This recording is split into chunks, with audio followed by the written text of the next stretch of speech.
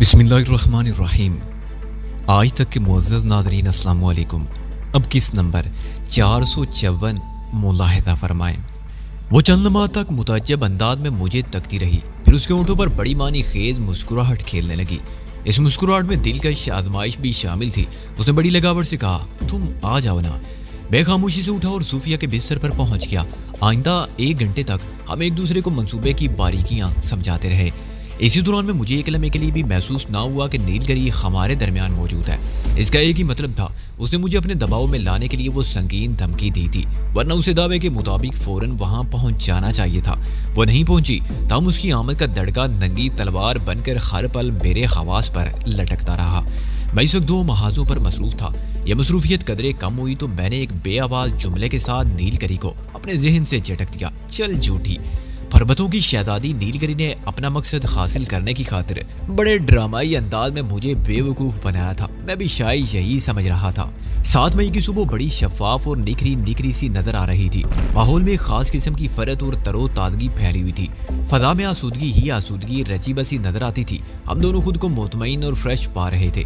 ज़हन का गुबार धुल चुका था, उसकी जगह खुमार ने ले ली थी, जिस्मों जहाँ पर एक सरूर बख्श कैफियत तारी थी। उस रोज नाश्ता हमने कमरे ही में मंगवा कर किया। बाहर जाने का मूड नहीं हो रहा था। वैसे भी इस होटल में वो मेरा आखिरी दिन था। मैंने 7 और 8 मई की दरमियानी रात यानी आने वाली रात को साहिल वाले बंगले में दाखिल होने का फैसला किया और इस सिलसिले में मुझे कुछ जरूरी तैयारी भी करना थी। मैं पूरे बंदोबस्त के साथ ही होटल से निकलना चाहता था, क्योंकि रात को मुझे वापस यहाँ नहीं आना था। जब मैं साहिल को हासिल कर लेता तो फिर हमारा रुख तल अबीब से यरूशलेम की तरफ हो जाना था। नाश्ते से फारिग हुए तो सूफिया ने मानी खेज लहजे में कहा, तुमने अपने मंसूबे का एक हिस्सा तो मुझसे छुपा ही लिया। कौन सा हिस्सा? मैंने चौंक कर उसे देखा। वो बोली, गोश्त वाला हिस्सा। जो हिस्सा छुप गया है उसे अब जाहिर कर देता हूँ। ये कहते हुए मैं उठा और बेडरूम के फ्रिज के पास आ गया। गुज़िश्ता रोज मैंने कोस्टर सेंटर से 1 किलोग्राम बीफ 2 पार्चों की सूरत में पैक करवा डाला था। यह गोश्त फ्रिज में रखा हुआ था। सूफिया ने इसी गोश्त की तरफ इशारा किया। मैंने सेलोफेन बैग में पैक गोश्त के वो पार्चे निकाल लिए। फिर सूफिया से कहा, आ जाओ तुम्हें गोश्त वाला हिस्सा दिखाता हूँ। वो मेरे करीब लपक आई। मैं थर्ड आई के तवस से साहिल वाले बंगले में रात की तारीकी में 2 खतरनाक बुल डॉग्स को पहरेदारी की तैयारी करते देख चुका था। बैगन ने उन्हें डॉग हाउस से बाहर निकालने के बाद गोश्त के पार्चा जात से तवाज़ा की थी। बुलडॉग्स के उस कपल ने बड़े ज़ौक़ शौक से बीफ की वो पार्चा जाती ज़ियाफ़त उड़ाई थी, जिसके बाद वो दोनों मखसूस किस्म की अटखेलियों में मसरूफ़ हो गए थे, जिसके नतीजे में उनकी प्राइवेसी का ख्याल करते हुए मैंने उस माहौल को खैरबाद कह दिया था। मुझे भी आज रात ही किसी वक्त उस बंगले में दाखिल होना था और इस अमर के इम्कानात को नज़रअंदाज कर देना सरासर हमाकत होती कि किसी भी मरहले में उन खतरनाक चौकीदार कुत्तों से वास्ता पड़ सकता है। मैंने बीफ के 2 किंग साइज पार्चे और चूहे मार दवा बुलडॉग्स की उसी जोड़ी के लिए हासिल किए थे। बैगन थाल में सजाकर उनके लिए जो गोश्त लाया था वो उसने बालाई मंजिल वाले किचन से लिया था। मैंने खुद अपनी बातनी आंख से देखा था। अधेड़ उम्र बावर्ची ने वो गोश्त फ्रिज में से निकालकर बैगन के हवाले किया था। इसका मतलब था बुलडॉग्स की उस जोड़ी को अपने जिस्म में हरारत और तवानाई भरने के लिए खून गोश्त बहुत मरगूब था। मैंने गोश्त के दोनों पार्चों को सेलोफेन बैग में से बाहर निकाल दिया। फिर खंजर की मदद से मखसूस फासला रखकर उन पर गहरे कट लगाए। सूफिया बड़ी हैरत और दिलचस्पी से मुझे काम करते हुए देखती रही। मैंने गोश्त के हर टुकड़े पर 2 गहरे कट लगाई। फिर जूना माउस किलर की डिबिया खोल दी। केमिस्ट ने बताया कि एक डिबिया का सफूफ कम से कम 10 सेहतमंद चूहों की हलाकत के लिए इंतहाई काफी है। दोनों डिबिया वाला सफूफ अगर गोश्त के साथ मिलकर उन बुलडॉग्स के मेदों में उतर जाता तो उन पर बड़ा शाफी असर हो सकता था। बिलफर्दे महाल वो खत्म भी नहीं होते तो ये बात यकीनी थी कि वो मेरी राह में किसी किस्म की मुज़ाहमत करने के काबिल ना रहते। वंटगवीर हो जाते या फिर कहीं कोने में पड़े खामोशी और शराफत के साथ अपनी इस कैफियत पर गौर फरमा रहे होते। उनके अलग से कोई आवाज बरामद ना होती और मैं बस चाहता भी इतना ही था। मैंने एक डिबिया के सफेद सफूफ को एक पार्चे के जख्मों में अच्छी तरह भर दिया। यही अमल दूसरे पार्चे के साथ भी दोहराया। उसके बाद मैंने बैग में से सुई धागा बरामद किया। दीगर जरूरी अशिया के साथ ही मैंने सुई धागा भी सुपर मार्केट से खरीदा था। खास तौर पर धागे के सिलसिले में मैंने सुर्ख रंग का इस्तेमाल किया था। अगरचे वो गोश्त रात की तारीकी में बुलडॉग्स के मेदों में उतरता, लेकिन मैं किसी मामूली से मामूली मामले में भी बेएहतियाती का मुजाहरा नहीं कर सकता था। मैंने बड़ी महारत से सुई धागे का इस्तेमाल करते हुए पार्चाई जात के जख्मों को सी दिया। वो सफूफ अगरचे बेबू और बेजायका था, लेकिन कुत्ते के सूंघने की मखसूस हिस्स को मद्देनजर रखते हुए मैंने ये एहतियात बरती थी। अब इन पार्चाई जात को ऊपर से देखने से ये महसूस नहीं होता था कि इनके साथ कोई कारीगरी की गई होगी। हम रंगत गोश्त और धागे ने मेरी रफू गरी के जुमला अयूब पर दबीज पर्दा डाल दिया था। सूफिया को मैंने दीगर तफसीलात के साथ बंगले में पहरा देने वाले मुहाफिज कुत्तों के बारे में बता दिया था। گوشت کے ساتھ ابھی میں نے جو کارروائی کی تھی اس کو دیکھنے کے بعد وہ جوشیلے لہجے میں بولی، ایکسیلنٹ، اب تمہارے منصوبے کا چھپا ہوا گوشت والا حصہ سامنے آ گیا ہے، اس حصے کو جی بھر کر دیکھ لو۔ میں نے اس کی آنکھوں میں دیکھتے ہوئے کہا، اس کی زندگی بہت تھوڑی ہے، ممکن ہے آج رات کو یہ بول ڈاگز کے میدوں میں جا چھپے۔ وہ مجھے گور کر دیکھنے لگی۔ میں نے ان تیار شدہ پارچہ جات کو دوبارہ لباس پہنا دیے۔ وہ سیلوفین بیگز کے اندر پہنچ گئے تو میں نے ایک مرتبہ پھر فریج میں رکھ دیا۔ اب انہیں اس وقت باہر آنا تھا جب ہم اپنے مشن پر روانہ ہونے کے لیے ہوٹل سے نکلتے۔ اس روز لنچ کے لیے ہم کہیں نہیں گئے بلکہ ہوٹل ٹاپ کے ڈائننگ ہال کو عزت بخشی اور واپس اپنے کمرے میں آ گئے۔ صوفیہ نے مجھ سے استفسار کیا، کتنے بجے تک نکلنے کا ارادہ ہے؟ میں نے جواب دیا، شام سے تھوڑی دیر پہلے ہم کمرہ چھوڑ دیں گے۔ کیا چیک آؤٹ ہونے کا ارادہ ہے؟ اس نے سوالیہ نظر سے مجھے دیکھا۔ ایسا ہو سکتا ہے ہم شام میں نکلیں تو دوبارہ اس ہوٹل میں قدم رکھنے کی نوبت نہ آئے، میں نے سوچ میں ڈوبے ہوئے لہجے میں کہا، لیکن ہوٹل والوں کو ہم اس بارے میں کوئی ختمی بات نہیں بتائیں گے۔ اس سلسلے میں میرے ذہن میں ایک آئیڈیا ہے۔ اس نے میری طرف دیکھتے ہوئے پوچھا، کیسا آئیڈیا؟ ہم ہوٹل سے نکلتے وقت اپنا ضروری سامان ساتھ لے لیں گے۔ میں نے بتایا، میں اس ہوٹل کے ذمہ داروں کو بتاؤں گا کہ ہمیں تیل اویو میں ایک درینہ شناسا مل گیا ہے، آج رات اس نے ہماری دعوت کی ہے۔ اگر اس دعوت سے جلدی فارغ ہو گئے تو جلدی واپس ہوٹل آ جائیں گے، اور اگر وہ دعوت ایک حسین رت جگہ ثابت ہوئی تو ہم صبح کے وقت وہیں پر سو جائیں گے۔ اس صورت میں ہمیں اس ہوٹل سے چیک آؤٹ ہی سمجھا جائے۔ انہیں اس بات پر کوئی اعتراض نہیں ہو سکتا تھا۔ میں نے کل شام تک کا کرایہ ادا کیا ہے۔ یہ کمرہ ہم نے 3 راتوں کے لیے بک کرایا تھا، جن میں سے 2 گزر گئی اور آنے والی رات باقی ہے۔ اصولی طور پر ہمیں کل رات سے پہلے چیک آؤٹ ہونا ہے، لہٰذا اس بات سے کوئی فرق نہیں پڑتا کہ ہم آنے والی رات کہاں گزارتے ہیں۔ وقت مقررہ تک یہ کمرہ ہمارے نام ہی رہے گا۔ یہ آئیڈیا بہت مناسب ہے، صوفیہ نے سراہنے والے انداز میں کہا۔ میں نے اسے مشورہ دیا، آنے والی رات کو ممکن ہے ایک لمحے کے لیے بھی آنکھ لگانے کا موقع نہ ملے، اس لیے تم چاہو تو تھوڑی نیند لے لو۔ تم نہیں لو گے؟ وہ ایک حشر انگیز انگڑائی لیتے ہوئے پوچھ بیٹھی۔ کیوں نہیں لوں گا؟ میں نے جلدی سے کہا، رات کو نیند پوری نہیں ہو سکی، میں بھی کم از کم 1-2 گھنٹے ضرور سوؤں گا۔ بات ختم کرتے ہی میں نے بڑی کسل مندی سے ایک طویل مصنوعی جمائی لی۔ ہم دونوں اپنے اپنے بیڈ پر آ گئے۔ اس وقت مجھے بالکل نیند نہیں آ رہی تھی۔ میں نے یہ ڈھونگ 2 وجوہ کی بنا پر رچایا تھا۔ نمبر 1، میں آنکھیں بند کر کے تھرڈ آئی سے کھیلنا چاہتا تھا۔ نمبر 2، مجھے دیکھ کر صوفیہ تھوڑی بہت نیند ضرور لے لے، آنے والی رات میں کچھ بھی ہو سکتا ہے۔ صوفیہ اس مشن میں میرے ساتھ برابر کی شریک تھی۔ پتہ نہیں میرے یہ ساتھ اسے کہاں کہاں لیے پھرتا، اسے ایک لمحے کے لیے بھی آرام کا موقع ملتا یا نہیں۔ اگر ابھی وہ تھوڑا سو لیتی تو زیادہ اچھے انداز میں حالات کا مقابلہ کرنے کے قابل ہو سکتی تھی۔ میں نے بیڈ پر لیٹتے ہی آنکھیں بند کر لی۔ ظاہری آنکھوں کے شٹر بند ہوئے تو باطنی آنکھ کا دروازہ کھل گیا۔ میں نے تھرڈ آئی کو زحمت دی اور سب سے پہلے اپنی جان تمنا کے ماحول میں پہنچ گیا۔ اب میری اس تصوراتی کاروائی کے دائرے میں وہی لوگ رہ گئے تھے جو اس بنگلے میں موجود تھے۔ ان میں سب سے اہم ساحل تھی۔ ساحل اپنے مخصوص پورا آسائش قفس میں تھی، وہ لائن سے فارغ ہو چکی تھی اور بستر پر نیم دراز ہو کر ٹی وی دیکھ رہی تھی۔ ٹی وی پر اس وقت کوئی ٹاک شو آ رہا تھا۔ ساحل کی محویت دیکھ کر مجھے اندازہ ہو گیا وہ شو خاصا دلچسپ ہوگا۔ میرے دل میں اس خواہش نے انگڑائی لی کہ میں ہاتھ بڑھا کر اپنی انگلیوں کو ساحل کی آنکھوں کے سامنے لہراؤں اور پوچھوں کہاں کھوئی ہوئی ہو۔ لیکن افسوس کے تصوراتی آنکھ کی انگلیاں ہوتی ہیں اور نہ ہاتھ اور نہ ہی اپنی آواز کو ساحل کے ماحول تک پہنچانے کی میں صلاحیت رکھتا تھا۔ ایک مرتبہ پھر مجھے اپنی محرومی کا شدت سے احساس ہوا اور میں نے اسی وقت تہیہ کر لیا کہ اس سلسلے میں چیف لاما فوراً چنگ فو پوشی سے ضرور بات کروں گا۔ اگر میں تھرڈ آئی کو استعمال کر رہا تھا تو تھرڈ ایئر کو استعمال کرنے کی ممانعت کیوں تھی؟ میں تھوڑی دیر تک ایک عالم میں ساحل کو ٹی وی دیکھتے ہوئے دیکھتا رہا، پھر اس کے ماحول میں ایک طویل پرعزم تصوراتی سرگوشی کرتے ہوئے وہاں سے لوٹ آیا۔ ساحل، تم نے اپنی قید کی آخری رات بھی گزار لی ہے، آج تمہاری رہائی کا دن ہے۔ تمہیں جن نہ کردہ جرائم کی سزا دی گئی، اس کا ذمہ دار سراسر میں ہوں۔ ربی نے میری دشمنی میں تمہیں اپنے شکنجے میں جکڑ رکھا ہے۔ بندی خانہ چاہے سونے چاندی سے کیوں نہ بنا ہوا ہو، اسے آرام دہ بنانے کے لیے چاہے اس میں دنیا بھر کا ریشم کیوں نہ بچھا دیا جائے، وہ قید خانہ ہی رہتا ہے۔ آزاد فضا میں لی گئی ایک سانس ایسے کمرے میں گزارے گئے 100 سال پر بھاری ہوتی ہے۔ میں آ رہا ہوں ساحل، تم میری وجہ سے اس مصیبت میں پھنسی ہو اور میں ہی تمہیں اس عذاب سے نکالوں گا۔ آج سونا نہیں، میرا انتظار کرنا، میں ضرور آؤں گا اور تمہیں اپنے ساتھ لے کر جاؤں گا۔ میں نے تیسری آنکھ کا زاویہ بدلا اور یکے بعد دیگرے بیگن، سلوان، ادیڑ عمر باورچی اور ہرشل کی خبر لے لی۔ بیگن اپارٹمنٹ نمبر 27C میں موجود تھا۔ سلوان ساحل والے بنگلے کی زیریں منزل پر اس وربے شخص کے ساتھ بیٹھا تھا جو میری نظر میں ہرشل کے اسسٹنٹ کے طور پر کام کرتا تھا۔ باورچی بالائی منزل والے کچن میں جھوٹے برتنوں کے ساتھ نبرد آزما تھا اور ہرشل اس وقت ربی کے پاس اس کے مخصوص بیڈ روم میں تھا۔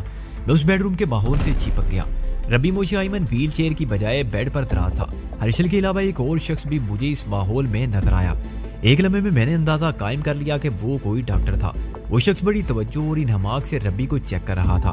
मैं ये देखकर चौंक उठा, मेरी समझ में नहीं आ रहा था अचानक बैठे बिठाए रब्बी को ये हो क्या गया है। पहले मैंने उसे व्हील चेयर से मदद लेते हुए देखा था और अब ये संजीदा चेकअप किसी गंभीर मसले की जानिब इशारा करता था। वो अपनी उम्र की 1 सेंचुरी मुकम्मल कर चुका था। इस उम्र में इंसान के साथ कुछ भी हो सकता है, लेकिन मेरी तशवीश और उलझन का बायस ये था कि मुझे मालूम नहीं था मेरे सबसे ताकतवर दुश्मन के साथ क्या होने वाला है। डॉक्टर ने मुकम्मल चेकअप के बाद रब्बी के बाजू में एक इंजेक्शन दिया और हर्षल को जरूरी हिदायत देने के बाद वहां से रुखसत हो गया। हर्षल उसे इमारत से बाहर तक छोड़ने के लिए आया, फिर वहां से ये ड्यूटी हर्षल के असिस्टेंट ने संभाल ली और जब तक उस डॉक्टर की गाड़ी इस बंगले से रवाना नहीं हो गई वो वापस नहीं आया। उसकी वापसी के साथ ही मैं भी पलटा और हर्षल हन्नान के माहौल को छू लिया। हर्षल रब्बी वाले बेडरूम में मौजूद था और उसे एक हल्की सी शीट उड़ा रहा था। रब्बी ने अपनी आंखें बंद कर रखी थी। चेहरे के पुरसुकून तासर से ही अंदाजा होता था उसे कोई अंदरूनी या बैरूनी तकलीफ नहीं, बल्कि किसी तकलीफ के बगैर डॉक्टर को बुलाया जाता है और ना ही वो आकर इतनी संजीदगी से चेकअप करता है। कहीं ना कहीं कोई गड़बड़ जरूर थी। मैं चूंकि इस गड़बड़ से वाकिफ नहीं, इसलिए मेरा उलझना एक फितरी अमर था। हर्षल रब्बी को उसके बेडरूम में आराम करता छोड़कर अपने छोटे कमरे में वापस आया तो मैं भी रब्बी के माहौल से निकलने के लिए मजबूर हो गया। मैं जिस रथ पर सवार होकर वहां पहुंचा था, जब वही वापस आ गया तो मैं रब्बी के पास क्यों कर टिक सकता था। मैं मजीद 10 मिनट तक हर्षल के साथ रहा, फिर आंखें खोलकर होटल टॉप के कमरा नंबर 508 में हाजिर हो गया। सबसे पहली नजर सूफिया पर पड़ी, वो मुझे सोती हुई मिली। मैं अपने बेड से उठा और उसके करीब आ गया, फिर झुककर उसकी नींद का मुआयना करने लगा। मैंने उसकी मरतूब गर्म सांसों की तमादत अपने चेहरे पर महसूस की। यूं लगा जैसे कोई गैर मरी मेहरबान खाद दिलनशी अंदाज में मेरे खदो खाल को थपथपा रहा हो। मैंने उसके गुलाब होंठों को भी मिस करके देखा कि वो वाकई सो रही है या सोने की अदाकारी कर रही है। जल्दी मुझे अंदाजा हो गया वो गहरी नींद में है। मैंने अपने चेहरे को उसकी हरारत खेज सांसों के इशार से निकाला और दोबारा अपने बिस्तर पर आकर लेट गया। इस वक्त मेरा जहन बड़ी तेज रफ्तारी से रब्बी मोशी खाइमन और उसको अटेंड करने वाले डॉक्टर के बारे में सोच रहा था। रब्बी की बीमारी मेरी समझ में नहीं आ रही थी। इस नोयत की सोच विचार के दौरान ही में मेरे जहन में रोशनी का एक चमका हुआ, फिर एक तेज और चमकदार किरण ने रहनुमाई का दर खोल दिया।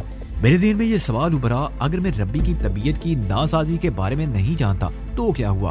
वो डॉक्टर तो जरूर जानता होगा जो इसके बाजू में इंजेक्शन दे कर गया है। मैं उससे क्यों नहीं पूछता?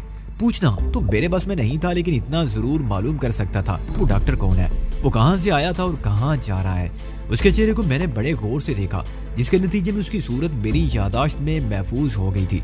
बल्कि वो बंगले से रुखसत हो रहा था तो मैंने उसकी नेवी ब्लू गाड़ी का नंबर 9JX120 भी याद कर लिया था। मैंने आंखें बंद की और थर्ड आई के तवज्जो से डॉक्टर के माहौल में पहुंच गया। मुझे ये देखकर हैरत हुई, वो अपनी गाड़ी में सवार तिल अबीब से कहीं बाहर जा रहा था। जल्दी मुझे अंदाजा हो गया उसका रुख यरूशलेम की तरफ है। मैं इस रूट पर रब्बी एंड कंपनी के साथ तिल अबीब से यरूशलेम तक जा चुका था। यह अजीब बात थी कि एक डॉक्टर रब्बी को देखने यरूशलेम से तिल अबीब आया था या रब्बी को देखने के बाद किसी जरूरी काम से यरूशलेम जा रहा था। मैं भी उसकी गाड़ी में टिक कर बैठ रहा। जब मैं डॉक्टर के माहौल में पहुंचा तो वो अभी आजर के इलाके से निकल रहा था। मेरे देखते ही देखते वो रामिया और शायर हैगे से गुजरा, फिर कुरियात अनादम से होते हुए उसकी गाड़ी यरूशलेम में दाखिल हो गई।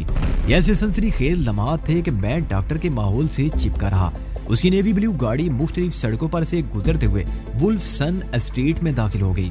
वुल्फसन स्ट्रीट एक साफ शफाफ सड़क थी जो यरूशलेम के पोश इलाके में वाक़ थी। डॉक्टर की गाड़ी पैराडाइज होटल के करीब से गुजरी और वुल्फसन स्ट्रीट पर थोड़ा आगे जाकर दाईं जानी मुड़ गई। अगले लम्हे वो पार्क लेन हॉस्पिटल में दाखिल हो रही थी। पार्क लेन आला दर्जे का एक महंगा हॉस्पिटल था। डॉक्टर गाड़ी को पार्क करने के बाद हॉस्पिटल की इमारत में दाखिल हो गया, फिर मुख्तलिफ राहदारियों से गुजरने के बाद एक कमरे में पहुंचा। वो जिस कुर्सी पर जाकर बैठा उसकी मेज पर डॉक्टर मनाहम के नाम की तख्ती रखी हुई थी। उसने जितने एतमाद के साथ वो निशस्त संभाली, उससे मुझे ये समझने में जरा भी दिक्कत ना हुई कि वो कमरा उसी के लिए मखसूस था। डॉक्टर के माहौल के साथ चिपके रहने से मुझे ये मालूम हो गया कि उसका नाम मनाहम है। थोड़ी देर बाद उसकी असिस्टेंट वहां पहुंच गई तो डॉक्टर मनाहम उसे हिदायत देने लगा। 10 मिनट बाद मनाहम उस कमरे से निकल आया। मैं मनाहम के माहौल को पकड़कर पार्किंग तक पहुंचा। फिर जब वो अपनी नेवी ब्लू गाड़ी में बैठकर वहां से जाने लगा तो मैं भी पार्क लेन हॉस्पिटल से निकल आया। एक मरतबा फिर हम पैराडाइज होटल के पास से गुजरे, फिर गाड़ी वुल्फसन स्ट्रीट पर आगे ही आगे बढ़ती चली गई। 10 मिनट के बाद वो गाड़ी बैत सफाफा के इलाके में दाखिल हो रही थी। मैं डॉक्टर के माहौल के साथ अटैच रहकर बैत सफाफा के रिहायशी इलाके में पहुंच गया। मनाहम की गाड़ी बंगला नंबर N95 के सामने रुकी तो मुझे बंगले की दीवार पर नस्ब नेम प्लेट पढ़ने का मौका मिल गया। मेरे सीने से गहरी सांस खारिज हुई। इस नेम प्लेट पर दर्ज था डॉक्टर मनाहम कार्डियोलॉजिस्ट, पार्क लेन हॉस्पिटल। मैंने सोचा तो ये डॉक्टर मनाहम माहिर इमराज कल्ब है। मनाहम अपनी रिहाइश गाह में दाखिल हो गया तो मैं उसे उसके हाल पर छोड़कर होटल टॉप के कमरा नंबर 598 में हाजिर हो गया। सूफिया उनूस गहरी नींद में थी। मैं चंद लम्हा तक गहरी और जाज़ब नजर से उसे देखता रहा, फिर उसकी तरफ से तवज्जो हटाकर रब्बी मोशी खाइमन के बारे में सोचने लगा। डॉक्टर मनाहम से मुलाकात के बाद रब्बी की बीमारी किसी की नहीं बल्कि बड़ी हद तक मेरी समझ में आ गई थी। दिल का डॉक्टर जब किसी मरीज को अटेंड करता तो मामला दिल के सिवा और कोई नहीं हो सकता था। मैंने रब्बी की कैफियत में अचानक जो तब्दीली महसूस की उसका सबब खुलकर सामने आ गया। वो व्हीलचेयर का सहारा लेने के लिए इसलिए ही मजबूर हुआ होगा कि दिल ज्यादा हाथ पांव चलाने की इजाजत नहीं दे रहा था। इंसानी जिंदगी का सबसे ज्यादा दारो मदार इसी गोश्त के लोथड़े पर है। इसमें अगर जरा सी भी कमजोरी या खराबी पैदा हो जाए तो लग पता जाता है। इसका मतलब था रब्बी को भी अच्छा खासा पता चल रहा होगा। वैसे एक बात का मुझे अच्छी तरह अंदाजा हो गया था, वो ये कि डॉक्टर मनाहम रब्बी के लिए नहायत ही काबिल एतमाद शख्स था, वरना दिल लबीब में माहिर इमराज कल्ब की कोई कमी न थी। मैंने आखिरी मर्तबा जब हर्षल के तवज्जो से झांका तो वो डॉक्टर मनाहम उसे कोई इंजेक्शन दे रहा था। बाद हर्षल ने जिस अंदाज में एक शीट उड़ाकर उसे आराम करने के लिए छोड़ दिया था वो खासी तशवीशनाक सूरत हाल थी। रब्बी मेरी जिंदगी में आने वाला सबसे ज्यादा ताकतवर और बाइख्तियार दुश्मन था, जिसने काफी अरसे से मेरी जान को अपने कब्जे में कर रखा था। उसूली तौर पर मुझे उसकी बीमारी से खुश होना चाहिए था। दुश्मन को पहुंचने वाला हर नुकसान तमानियत और राहत का बायस होता है। चूंकि मैं लाशऊरी तौर पर उसके हशर नशर की ख्वाहिश रखता था, इसलिए उसकी बीमारी या कमजोरी मुझे बुरी लग रही थी। दुश्मन के हाथ जितने ज्यादा मजबूत हो उसे पंजा आजमाई में उतना ही ज्यादा लुत्फ महसूस होता है। शायद इसलिए मुझे थोड़ी मायूसी हो रही थी। अगली लम्हे में मेरी ये मायूसी सुकून और इत्मीनान में ढलने लगी। मुझे यूं महसूस हुआ जैसे मेरे अंदर कोई मुझे समझाने की कोशिश कर रहा हो। एक आवाज थपक थपक कर मुझे इस नोयत की तरगीबात दे रही थी। मुझे हर किस्म के गैर मुतल्लक और फजूल ख्यालात को ज़हन से झटक कर सिर्फ और सिर्फ अपने मकसद के बारे में सोचना चाहिए। मैं साहिल के उसूल के लिए यहाँ आया हूँ और इस उसूल में अब मुझे चंद घंटे बाकी रह गए हैं। मुझे अपने जहन को ऐसे तमाम ख्यालात से पाक रखना चाहिए जो सोच में इंतशार पैदा करते हो। अगर घी सीधी उंगली से निकल आए तो सोच की उंगली को टेढ़ा करने की क्या जरूरत है। मैं इधर उधर में उलझ कर कहीं अपने मकसद को ना गंवा बैठूं। मैं पूरे यकीन से कह सकता था ये सोच, ये ख्याल और ये अंदाज मेरा हरगिज नहीं था। इन लम्हात में मेरे अंदर कोई और बोल रहा था और वो जो कोई भी था अदम तशद्दुद का हामी था। इस सोच के साथ ही मेरा ध्यान चीफ लामा चिंग फोरन पूछी की जानिब चला गया। बुद्धिज्म में तशद्दुद की सख्ती से ममानियत है। मुझे भी ऐसी कार्रवाइयों से मुमकिन हद तक बचने की हिदायत दी जा रही थी। चिंग फू इस बात पर कुदरत रखता था कि मेरे दिमाग में पहुंचकर कोई मखसूस किस्म की सोच पैदा कर सके। मुझे एक दो मरतबा पहले भी इस नोयत का तजर्बा हो चुका था। जब मुझे यकीन हो गया कि चिंग फू अंदर मेरे मौजूद है तो मेरे ज़हन में ऐसे ख्यालात पैदा होने लगे जिनसे जाहिर हो कोई मेरे अंदर मौजूद नहीं बल्कि ये सरासर मेरी अपनी सोच है। दलाइल के लिए फिर रब्बी का हवाला सामने आ गया। इन लम्हात में मैं कुछ इस अंदाज से सोच रहा था। एक माह बाद हेब्रोनी यूनिवर्सिटी ऑफ यरूशलेम में रब्बी मुसलमानों के खिलाफ किसी खास मंसूबे की नकाब कुशाई करने वाला है। इसे इतने अहम ऐलान के लिए जिंदा रहना चाहिए ताकि ये मालूम हो सके कि मुस्तकबिल करीब में यहूदी मुसलमानों को किस अंदाज से कितना नुकसान पहुंचाने का इरादा रखते हैं। ये सोच मेरी थी या चिंग फू की या फिर किसी भी और शख्स की, बहरहाल थी बड़ी तवाना और माकूल सोच। बात मेरी समझ में आ गई। पाकिस्तान और मुसलमानों के खिलाफ होने वाली किसी भी साजिश की नकाब कुशाई मेरे लिए बड़ी अहमियत की शामिल थी। मैं वतन अजीज की जानिब उठने वाली खार बैली निगाह को उसके बाग समेत तबाह बर्बाद करने का पुख्ता अज़म कर चुका था। मैं यूं महसूस कर रहा था जैसे मेरी जिंदगी का एक नया दौर शुरू होने वाला हो। अपने मुल्क और कौम की खिदमत का दौर, दोस्तों का हाथ थामने और दुश्मनों का हाथ तोड़ने का दौर। एक ऐसा दौर जिसका कैनवस लामहदूद और इस कैनवस के अंदर होने वाली जिद्दोजहद बेअंदाज थी। इस सनसनीखेज ख्याल ने मेरे रगों पे में बिजली सी थोड़ा दी। शाम के 7 बजे थे। ये दरअसल रात का आगाज था और शाम का इख्तिताम था। अंधेरा फैलना शुरू हो गया था। ताम इसमें अभी तक शबे दिजोर लबे लैला वाली संगीनी पैदा नहीं हुई थी। मैं पूरी जिस्मानी और ज़हनी तैयारी के साथ अपनी जिंदगी के सबसे अहम मिशन पर निकला हुआ था। सूफिया मेरे हम रुकाब थी। इस वक्त हम दोनों शालूम स्ट्रीट के एक ऐसे मुकाम पर खड़े थे जहाँ सुजैली गली पर निगाह रखी जा सकती थी, जहाँ बिहाई गार्डन अपार्टमेंट्स बिल्डिंग इस्तादा थी। हमारे रकम में शालूम स्ट्रीट पर ही इस इलाके का पोस्ट ऑफिस वाक़ था, जिसकी नाइट शिफ्ट में काम हो रहा था। थोड़ी देर बाद मैंने एक जानिब इशारा करते हुए सूफिया से कहा, देखो वो आ रहे हैं। सूफिया चौकन्ना नजर से मेरे इशारे की समत देखने लगी और मोहतात लहजे में बोली, तुमने इन दोनों की आमदोशुद का बड़ा परफेक्ट हिसाब रखा हुआ है। रखना पड़ता है, मैंने गंभीर अंदाज में कहा। मैंने पूछा, और ना ही कभी तुमने आज खुद बताया कि इस हिसाब किताब के लिए तुमने कौन सा जरिया इस्तेमाल करना शुरू किया हुआ है। वो शाकी लहजे में बोली, तुम मेरे साथ पहली मर्तबा इसराइल आए हो, इतनी गहरी मालूमात तुम्हें कैसे हासिल होगी? मैंने आने वालों पर निगाह जमाए रखी और नहायत ही ठहरे हुए लहजे में कहा, जब तुमने मुझसे इस बारे में पूछा ही नहीं तो फिर गिला शिकवा कैसा? हो सकता तुम पूछती तो मैं बता देता। चलो अब बता ही दो, वो सादगी से बोली। मैंने सुनी अनसुनी करते हुए इस्तफसार किया, क्या तुम अंदाजा लगा सकती हो इनमें सलमान कौन है और बैगन कौन? इसका मतलब है पूछने पर भी तुम बताना नहीं चाहते। वो खफगी अमेज लहजे में बोली, शायद यही सोचकर मैंने अब तक तुमसे नहीं पूछा था। ऐसी बात नहीं है सूफिया, मैंने उसकी नाराजगी दूर करने की गर्ज से कहा। 27C में पहुंचने के बाद हम इस मौजू पर बात करेंगे, ओके? वो ताउन अमेज अंदाज में बोली, फिर कंधे उचकाते हुए कहा, इनमें से जो शालूम स्ट्रीट को छोड़कर खरमन स्ट्रीट की तरफ जाएगा वो बैगन है, और जो शालूम को छोड़कर अफराइम स्ट्रीट पर कदम रखेगा वो सलमान है। ये तो वही बात हुई, या तो बेटा होगा या फिर बेटी, मैंने ठहरे हुए लहजे में कहा। बहरहाल मैं तुम्हें बताता हूँ। मैं लम्हे भर को मुतवक्किफ हुआ, फिर इजाफा करते हुए बोला, इनमें से जिसके सर पर घने बाल नजर आ रहे हैं वो बैगन है, और यही शख्स खरमन स्ट्रीट की जानिब कदम बढ़ाएगा। इसके घने बालों का राज ये है कि वो इस वक्त एक विग लगाए हुए है। आंखों में कॉन्टेक्ट लेंस लगाकर इसने आंखों का रंग भी तब्दील कर लिया है। ये जो भी हुलिया बनाकर साहिल वाले बंगले पर ड्यूटी देने जा रहा है, इसी हुलिये में थोड़ी देर पहले सलमान वहां ड्यूटी निभाकर आ रहा है। अपार्टमेंट नंबर 27C में इन्होंने 15-20 मिनट गुजार कर अपने हुलियों में तब्दीली की है। पता नहीं रब्बी ने इन्हें ये किस किस्म के गोरख धंधे में उलझा रखा है। उस बंगले पर सलमान और बैगन बारी बारी ड्यूटी देते हैं, लेकिन वहाँ का दीगर अमला इन्हें एक ही शख्स समझता है। अलबत्ता होटल टॉप के किचन में सलमान अपने असली हुलिये के साथ ड्यूटी अंजाम देता है। मैं इसी चक्कर को अभी तक नहीं समझ सका हूँ, और मैं बोलते बोलते अचानक रुक गया, क्योंकि उसी वक्त वो दोनों हमारे करीब पहुंच गए थे। वो दरमियान में थोड़ा फासला रखते हुए चल रहे थे और उनके अंदाज में एक खास किस्म की अजनबियत पाई जाती थी। शालूम स्ट्रीट के इख्तिताम से वो दो मुख्तलिफ राहों पर चल पड़े। मैं जानता था बैगन खरमन स्ट्रीट शैरून स्ट्रीट से होता हुआ उसी पोश रिहायशी इलाके में पहुंच जाएगा जहाँ साहिल वाला बंगला वाक़ था, और सलमान शालूमन स्ट्रीट से अफराइम स्ट्रीट और अफराइम स्ट्रीट से बिन यहूदा स्ट्रीट की खाक छानते हुए मिलाकर होटल टॉप के किचन में जा पहुंचेगा। सलमान को सुबह 3 बजे वापस अपार्टमेंट नंबर 27C में आना था, जबकि बैगन की वापसी लगभग 10 बजे सुबह होती। मेरे मिशन के लिए अब से लेकर सुबह 3 बजे तक का वक्त प्राइम टाइम की हैसियत रखता था। सलमान और बैगन के जाने के बाद सूफिया ने कहा, इन दोनों ने इस बंगले पर जो चक्कर चला रखा है वो रहा एक तरफ, लेकिन मैं महसूस कर रही हूँ अपार्टमेंट बिल्डिंग में भी इन्होंने कुछ कम हेरा फेरी नहीं कर रखी। उस रात रिसेप्शन एल्डा ने इनका जिक्र करते हुए कहा था, ये दोनों अजीबो गरीब रूममेट हैं। ड्यूटी भी दोनों को किस्मत से रात ही को मिली है। अपार्टमेंट में पड़े दिन में सोते रहते हैं या फिर घूमने फिरने के लिए बाहर निकल जाते हैं। वो थोड़ा तवक्कुफ करने के बाद दोबारा गोया हुई। लगता है उन अपार्टमेंट्स में रहने वाले दीगर अफराद भी इन दोनों की असलियत से वाकिफ नहीं है। आम तासर यही है कि वो दोनों नाइट ड्यूटी करते हैं और दिन भर अपार्टमेंट के अंदर रहते हैं। इन दोनों की नाइट ड्यूटी का तासर भी इसी वजह से होगा कि वो रात में एक साथ निकलते हैं। इसके बारे में सोचते हुए तो मेरा दिमाग चकराने लगता है।